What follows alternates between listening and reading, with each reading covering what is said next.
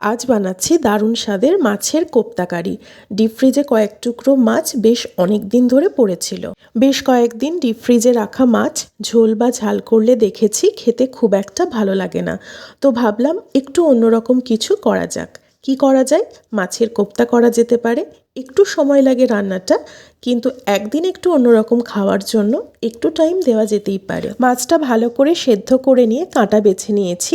সেদ্ধ করার সময় নুন হলুদ দেওয়াটা প্রয়োজনীয় নয়। এরপর এর মধ্যে সেদ্ধ আলু, পেঁয়াজ কুচি, লঙ্কা কুচি, রসুন কুচি, নুন, হলুদ, কাশ্মীরি লাল লঙ্কার গুঁড়ো, জিরে, ধনে, গরম মশলার গুঁড়ো দিয়ে ভালো করে চটকে ছোট ছোট বলের আকারে গড়ে নেব। সাদা তেল গরম করে মাঝারি আঁচে ডিপ ফ্রাই করব। কড়াইতে একটু তেল গরম করে তেজপাতা, দারচিনি, ছোট এলাচ ফোড়ন দেব। এরপর দেব পেঁয়াজ কুচি।